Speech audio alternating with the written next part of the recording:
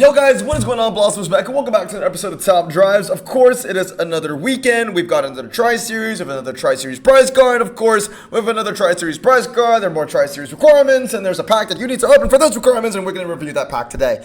Obviously, we talked about the prize card already in a previous video. We did an autobiography around the Mitsubishi MI-EV Evolution 3. Shout out to Hutch, by the way. Seriously, I think this is ridiculously funny, but at the same time, I respect it, okay? So, a trend that I've noticed in the past is that they're kind of inconsistent with showcasing prize card showtimes.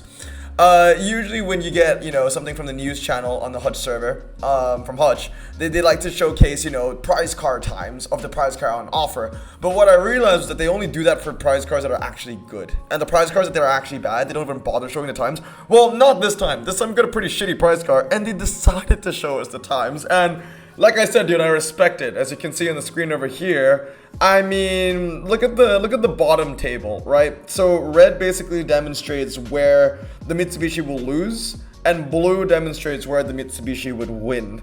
And yeah, I mean, there's not much here. It's better than the Lancia ECV in the 1 mile, fast circuit, twisty circuit, and hairpin. But it loses on the 1 mile to everything else. Lancia LC2, Radical SR10. I mean, it's being compared to cars even like the Mazda Furai, which is 4 RQ cheaper. And it loses to the Mazda Furai there. It loses to the Mazda Furai on slalom. Here's a big one. It loses to the Mazda Sky Active prototype, the RQ96. So 2 RQ cheaper, also a Mazda from the same update, was given out prior. And it's already a prize car, which I feel like not a lot of people really wanted already. And it's better everywhere. I mean, the Sky Active D LMP2 is better everywhere besides the quarter mile. Within its own RQ range, the MI-EV Evolution loses to, the Janetta, the Radical. The car's terrible. Like, it beats the ECV in some places. Congratulations, that's about it. But I have respect that they even decided to show the times, so they're not hiding anything. You kind of just go for it if you want or not, kind of thing. Other prize cards are given out, Radical, Delara. It's all fitting some sort of theme of like, really lightweight convertible track cars. Until you get up to the Pantera, of course. But anyway, let us get into the pack. 2004 carbon fiber. Is it worth it? Is it a good pack to open for the event? Is it a good pack to open outside the event? All those questions, man. We're gonna ask all those big questions today. Obviously, you can get it from the pack right now. You can get it from the store right now. Under special. Sorry, is it limited? Limited. There you go. So still no 99 offer, which is a bit of a shame. Anyway, as always, prize card winning. Best possible hand, in my opinion, includes the Nissan Nismo Roof RC12, Mitsubishi Lancer, Subaru Impreza, and the Koenigsegg CCR. This is obviously, of course, if you don't have duplicates. If you have duplicates, you can run multiple roofs, multiple Nismos. You'll have a good time. Like 2 of each of these, and like a Lancer, or maybe 2 roofs, 1 Nismo, 1 Mitsubishi, and an Impreza, because you need to use a medium ground clearance for the wet. So the Impreza is your best option for that. Some decent options as well, if you don't have the top 5, includes like the Bristol as your second choice dragster, your 911 GT2, you've also got your Honda Legend for the wet stuff, but then again, there is a track set where it's all dry, so the Honda Legend will lose pretty tough there. I think an even better substitute would be the Mitsubishi Lancer. So the Lancer is better if you don't have the Impreza and obviously the legendary WRC04. Some pretty decent options would include the Peugeot 407, the GT2. With an easier bracket, you could probably get by with the Impreza, which is, basically the fourth wheel behind the Mitsubishi and the Impreza and the Lancer. 911 GT3 is behind the GT2, and the GT2 is behind, the Nismo. And it's the same thing, it's just one of the better ultra rares, the 911 Cura, and highly unlikely are just the better ultra rares and the weaker epics. And then no shot is just all the crap in between, just basically like your Audis. Besides the Audi RS6, which will get you some value in this event. Not too much. It's still like a third choice 4-wheel drive epic for you to use. I mean, you'd still rather use an Impreza. But the RS6 isn't the worst option as well, so that's why I'm not putting it in no shot like the rest of the cars over here. But overall, if you want to win, a pretty mediocre prize car, you need this hand, right? Koenigsegg, Roof, Nismo, Mitsubishi. If you can run duplicates, run duplicates. Anyway, as always, let's review how useful the pack is in a general sense. So, as always, we've got, our mainstay ranks, highly versatile, requires some criteria, severely overrated, bro, they made it the only option. And as always, with every episode in the series, I would like to let you guys know that this is my personal opinion, okay? Based basically from, you know, my personal experiences from playing top drives for the past 7 years. Also, I own every single Ultra here, and I have them all fully upgraded, besides one, which is the Buick Velite. So take it from me, I know what I use and what I don't use. So starting up the Range Rover Sport, I mean, bro, they made it the only option. This thing is terrible. It's been RQ50 for the longest time. It's been like the lowest range Ultra for the longest time ever.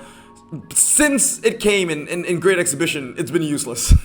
And it's stayed that way for 4 years now. The Holden Monaro, I'm going to say, is severely overrated. I don't think it's the worst thing in the world. The problem is, though, it is from an obscure brand, and it is the weakest car in the obscure brand, right? It's an RQ50. You can't really go lower than that for its rarity. And I mean weakest car within its own rarity, of course. There was a time where I thought that if you came from a pretty obscure brand, you would have an advantage, because usually the smaller brands have less cars, and that means a smaller competition pool, right? So if there was just a standalone Holden event, the Monaro wouldn't have as much competition as BMW or Audi, which have like hundreds of cars in their own same rarity. The problem is, though, what I've realized from Hutch is that when it comes to smaller brands, they don't even have their own events. Like, they will always combine it with something else. Like Donkavort, for example, you'll never see a standalone Donkavort event. It'll be like Donkavort, Mercedes, and Volvo, or something like that. Like, they're just gonna add on to it. And then that kind of just makes the smaller brands obsolete in some cases. So yeah, Holden, I'll say severely overrated. It's bad, but I don't think it's the worst. Bronco concept is highly versatile. It's one of the best RQ50s in the game, in my opinion. It's lightweight, handles well, four-wheel drive, off-road tires, high ground clearance. Aston Martin, Alfa Romeo Visconti, I'm gonna give it severely overrated. It's got a relatively low 0 to 60 for a four-wheel drive car. I mean, it has a lower 0 to 60 compared to the Monaro, but then again, it's 2 RQ higher, right? Handles okay, but then again, I don't really use it outside of Italian events, Italian wet events, because, you know, Italy, Ultra Rares, they don't have a lot of Sanitary cars, so you kind of have to rely on four-wheel drives. But then again, the Visconti isn't the best four-wheel drive that you can use. There's the Nuvoli, as well as the Alpha 164, I think it is, so Gran Turismo, something like that. But yeah, the Visconti, not the worst thing, not good. Chrysler 300C Touring Hemi. I'm gonna say, bro, they made it the only option. Yeah, I just don't use it. I like the car, but I just don't use it. Mercedes SLK32 AMG, again, bro, they made it the only option. One of the weaker Mercedes, just don't use it. Doesn't have good MRA, doesn't have good handling, just a bit of a hybrid car that doesn't win anything. The Maserati Coupe Grand Sport, I'm gonna say, where am I gonna rank that? It's very similar to the Mercedes CLK, but it handles a little bit better and it has a higher top speed. A lower 0 to 60, they're both not really known for the MRA. I'm gonna put the Maserati Coupe Grand Sport in severely over. You also gotta think about the countries that they perform in, right? Because for Mercedes and the SLK32, it's competing with German Ultra-Rares in some cases, and there's so much more German Ultra-Rares than Italian Ultra-Rares, which the Maserati Coupe Grand Sport competes in. I'm gonna say the Maserati Grand Sport gets a little bit more value. I just think the handling, the extra handling gives it a little bit more of a boost, making it just a slightly better car over the SLK32. The Yamaha H3T, bro, they made it the only option. Seriously, this thing was useful in like one special tag challenge and never again. Maybe like not even pickup events where this is useful in. Dodge SRT4, severely overrated. Used to be a very good car to use for clubs. But with every single update that brought more front-wheel drive cars that just handled a little bit better, it kind of just brought the SRT4 into the realm of obscurity. So I'm going to say severely overrated. The BMW 530D is, bro, they made it the only option. The Lotus Elise 111R, I'm going to say, requires some criteria. There's a multiplayer event going on right now, which is the RQ10 to RQ60, I think it's like American Overdrive Great Exhibition event, whatever it is going on right now. I enjoy that event. And the Lotus Elise 111R, literally one of the best cars to use. So, you know, it requires some criteria, but with criteria in its favor, it will shine, as it is right now. So, yeah, I'll say it requires some criteria. Aston Martin DB9, I'm gonna say, again, it's a little bit of like a hybrid car. Jack of all trades, master of none. I'm gonna put it alongside the Maserati Coupe Grand Sport. I might move it down to, bro, they made the other option though, because I don't remember the last time I used this. Again, it's kind of like the Hummer H2T. I've only used the DB9 on the special tag challenge. Infiniti M45, bro, they made it the only option. Holden Adventra, I'm going to give it severely overrated. The Buick Velite, I'm going to say, requires some criteria. It's still riding off that American Overdrive hype, but the main thing about the Velite is that it's medium ground clearance. which sets it apart from things like the Chevrolet SS. But it will still lose to things like the Chevrolet Camaro or the Cadillac CT4. But I still think that it will bring some value. Audi S4 Cabriolet, bro, they made it the only option. Porsche 911 Carrera, I'm going to say severely, I'm going to say requires some criteria. I feel like it could shine, you know, like kind of similar to the Lotus Elise 111R. If they made like an RQ60 to RQ10 event, that car would shine as the hybrid. I want to talk about the Carrera S though, which is a slightly better version. I'll put that in versatile. The Cadillac CTS-V comes up next. I'm going to put that in requires some criteria. The Volvo V50 SV, four-wheel drive, medium ground clearance, 89 handling, estate, which I like, but we don't get estate events as much as I would like, so I'll put it severely overrated. I don't use it at all. The Morgan Euro 8 GTN, it's a pretty decent 2004 car. But outside of 2004, it doesn't bring value because they're just better Morgans, and Morgans aren't necessarily good. So I'm gonna give it severely overrated, even though it's a pretty decent car for 2004 only. Like if we were talking about 2004 only, that Morgan is all right. But we're talking in a general sense, so I'm gonna say severely overrated. Auto Delta is pretty good. I'm gonna say, you know, back in the day it was highly versatile. Back in the day it was Blossom Choice. I'm gonna bump it up to versatile, mainly because the Mini John Cooper Works exists now. Still a great car to drag spec, still a great car for Ocean City streets, medium ground clearance, high top speed, good MRA. 0 to 60 could be a little bit lower, but outside of that, it's a very strong car to have. Subaru Forester STI, ooh, high ground clearance.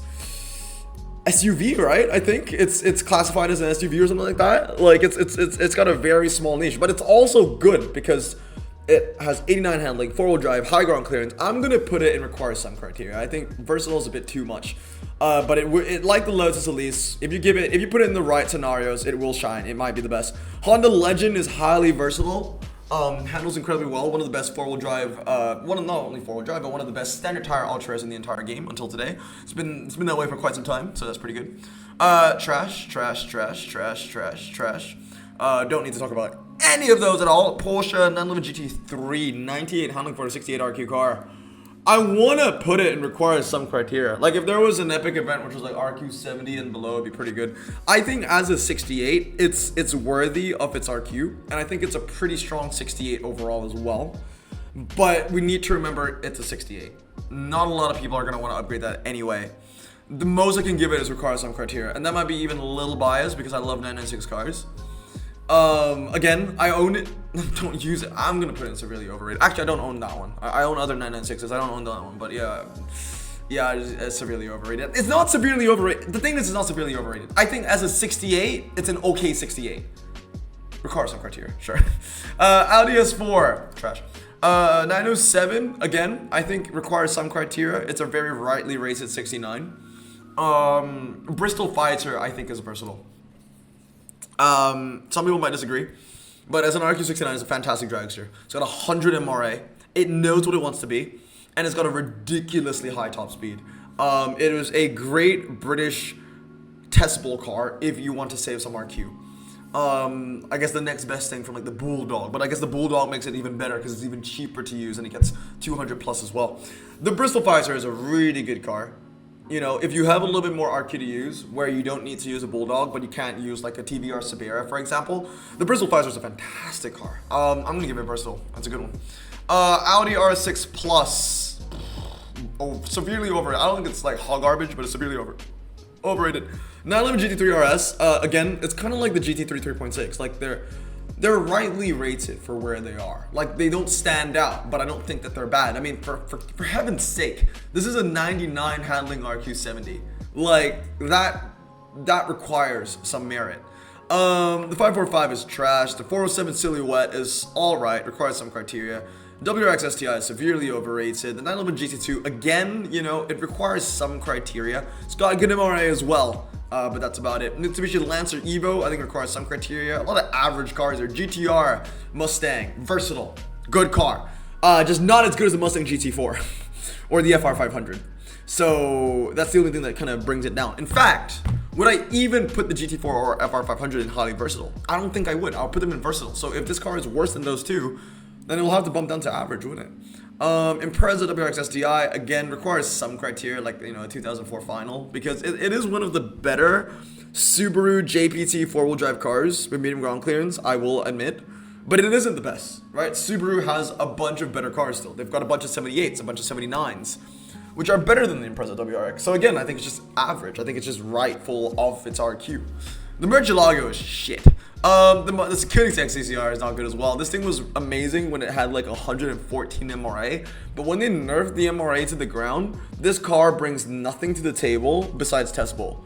It's not even your best option for a quarter mile, half mile, 1 mile, because it's just not that guy anymore. It's not that car anymore. It just has that top speed, that's it. The Nismo is good, highly versatile. The Roof RT12, I think, is highly versatile, and the Lancer is highly versatile as well. So yeah, all those three, I would say, are strong legends. But overall, I mean, it's not the worst pack that we've seen. I think it's very mid. There are a lot of mid epics here that I wouldn't be upset in unpacking. But at the same time, I wouldn't really upgrade any of them because there are better options. But I can respect that a lot of these Peugeots and Porsches are okay. They are okay for their rank. They do have standout stats. 99 handling, 98 handling, 98 handling, 98 handling. This has the 3.90 to 60 for a 69 RQ, which isn't that bad. Overall, I think it's a pretty mid pack. It's, compared to what we've seen recently, it's not the worst thing ever, but it's definitely not the best. But as always, I will open one pack. Just, you know, for tradition's sake. One 2004 carbon fiber to end the video off. Let's see what we get. I mean, you know, best case scenario, I get that Subaru. And if I do get that RQ76 Subaru, the prize car is basically mine if I fully upgrade that. Imagine if we get it, right? I think it's gonna be an ultra rare anyway. Oh, it's good. It's good, but it's not the one. Oh, but that's good though. Sheesh. All right, fair enough. I'll take it. I mean, that's a pretty big reaction for a car that I consider to be mid, right? But again, I'm an American collector. But that's gonna be it for today, guys. Hope you guys found this video helpful. All the best. You know, good luck in the final if you want to get it or not. GTR, welcome to the collection. I don't need to use it though, but I will take it. That's pretty cool. But anyway, hope you guys have a great day. But stay safe. Wash your hands. Blossom out. Peace.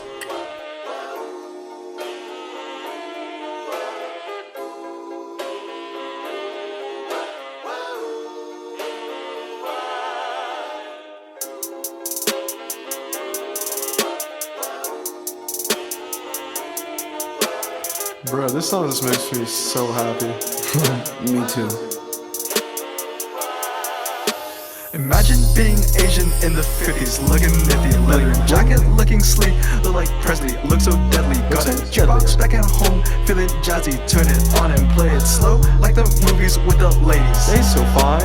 Imagine being Asian in the 50s, looking nifty, leather jacket, looking sleek, look like Presley, look so deadly. Got a jukebox back at home, feeling jazzy, turn it on and play it slow, like the movies with the ladies. They so fine. Sit back, relax in my Bonneville.